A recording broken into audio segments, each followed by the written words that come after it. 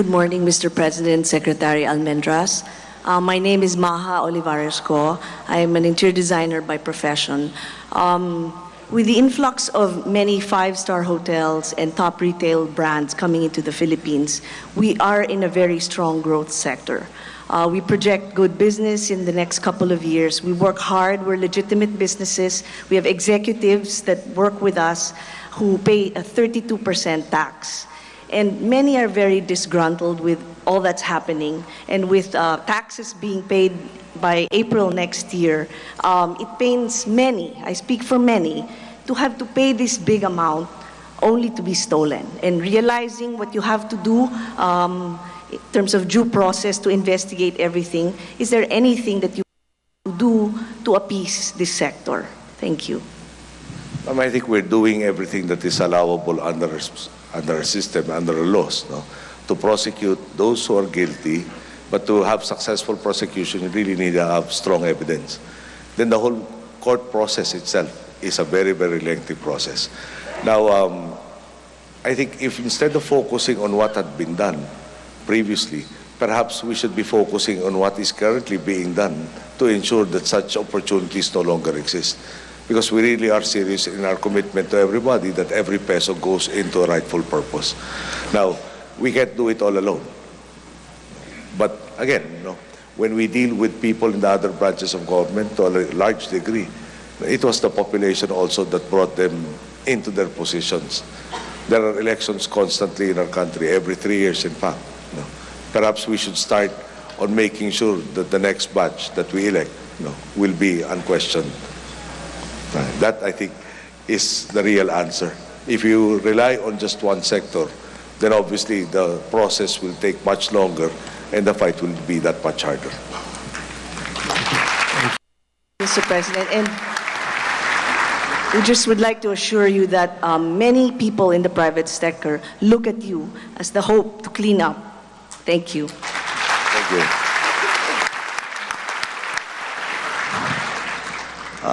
Una po sa lahat, gusto kong batiin ang ating mahal na Presidente sa kanyang inumpisan na paglilinis sa ating gobyerno. Ako po si Jimmy Calata ng Province of Nueva Vizcaya. Ako po yung nag-create at isa sa mga administrators ng isa sa mga laking Facebook group accounts na mahigit 12,000 ang members at meron pang dalawa na mahigit din 10,000 ang mga membro na nagdi-discuss online sa internet po sa Facebook. Isa po sa mga issues and concerns namin ay yung inumpisahan po ninyo na paglilinis sa ating gobyerno at yan po ang hindi namin concern kasi naniniwala po kami na tatapusin po ninyo yan at siguro itutuloy nyo hanggang sa local government level. Yung concern po namin sa ngayon ay sa tingin namin hindi pa nakakarating sa inyong kaalaman. Tungkol po ito sa destructive large-scale mining po sa probinsya ng Nueva Vizcaya.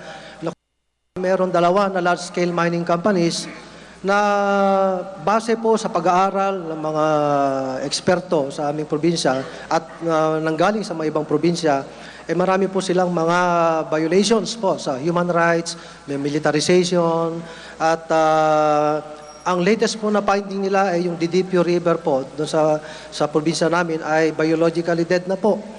At nalaman po namin na 2% lang pala ang pakinabang ng ating bansa sa large-scale mining company at nagprotesta pa po daw yung mga large-scale mining company yan dahil sinasabi nila na sila po ay exempted. So, sa suma total po, yung kayamanan po ng bansa natin doon sa probinsya namin, nawala man lang kapalit. At ang kapalit po niyan ay disgrasya at hazards, dangers, lahat po. Lalo na itong panahon ng climate change.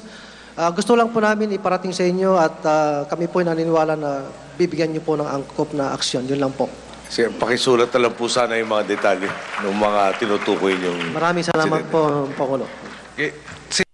Accommodate everyone po. Lahat nung those in line, there's a PMS team taking down all your questions po. Please put your name and we will address whatever the rest. But I think we have two more that would like to ask questions. Salamat po. Magandang umaga po, mahal na Presidente. At magandang umaga din po sa lahat ng narito. Ako po si Ginang Jo Laredo ng San Jose Occidental, Mindoro. Mahal na President, kami po ay kasalukuyan may problema sa GSIS, sa non-remittance. Pwede po bang personal kaming humingi ng tulong sa inyo? GSIS, ha? GSIS po. Yes, sir. Sure. Wala akong problema yan. Ang lapit ko ng GSIS rin dito. Kausapin natin si Bernie Vergara. Tanong sa inyo, papuntahin ko sa inyo ngayon. Sir, sir, kasi po ang problema sa amin, No, see, in fairness to GSIS, under Bernie Vergara, they really have shaped up and they're very responsive. So I'm sure all he needs to know is the problem that you have and he will get an answer rather quickly. sir, ang problema po kasi, ang remittances namin, hindi na-remit ng mga tao.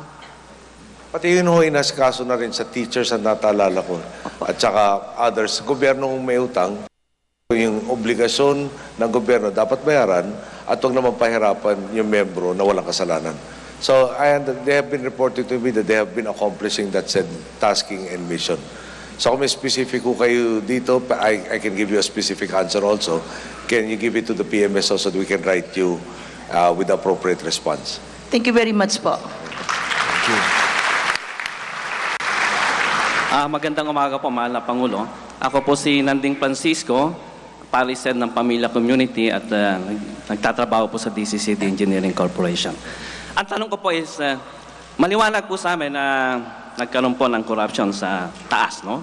Sa itaas. At alam po namin na, ang laki ng paninalig po namin na ito po'y maaayos ng inyong pamunuan.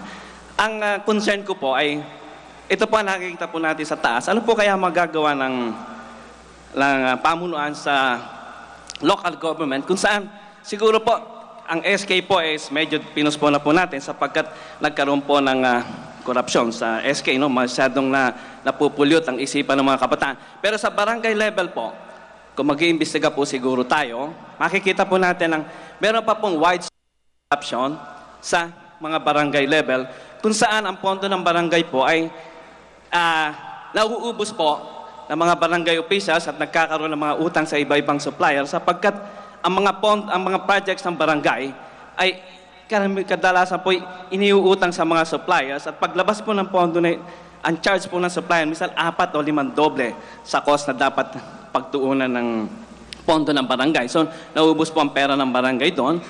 Ano po kaya ang magagawa natin doon?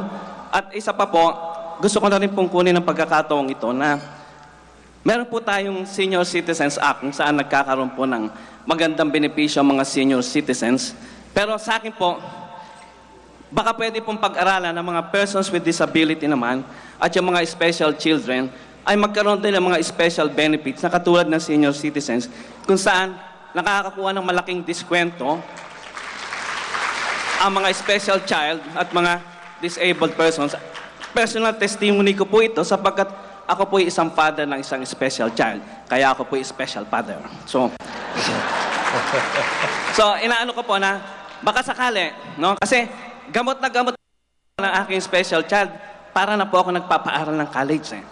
Regular po ang maintenance at palagay ko po marami pong parents ang nakararanas ng ganun. Pati po yung mga disabled na katulad ng mga senior citizens ay minsan hindi na rin makapagtrabaho ng maayos at baka makakuha sila ng benepisyo rin na katulad ng senior citizen. Yun lamang po, mahal na Pangulo. Yung sa last portion, paral ko po sa PhilHealth, baka may magagawa silang tulong doon. Paral natin yung buong kalagayan, especially yung special children. Meron naman ako pamakin na special child rin po. Ewan ko naman ako, special uncle niya ako. Pero yung persons with disability, there are actually several laws already mandating, for instance, yung access, amongst other things. Meron rin yung skills training to make them productive citizens of the country. There is actually yung Mabini Awards, no? I think recognize people with disabilities. This happened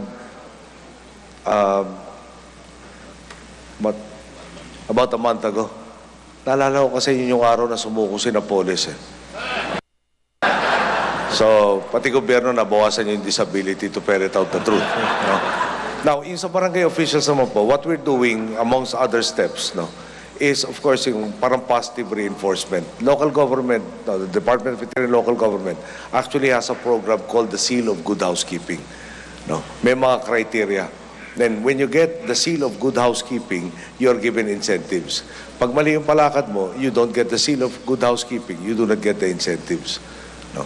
And the incentives normally mean parang specific funding for projects that are deemed really worthwhile from the initiative of the local government unit. Barangays. Yan, tanda ko, yung barangays are also subject to the procurement law. Nung congressman po ako, parang sila rin may minimum of 3 suppliers for items. Hindi ko na maalala yung exact figure, pero even as low as either 150 or 250,000. Ngayon, obviously, in a democratic Republican form of government like ours, no, barangay elections are upcoming, no, mali yung ginagawa ng barangay officials, then the people have all the right to fire them.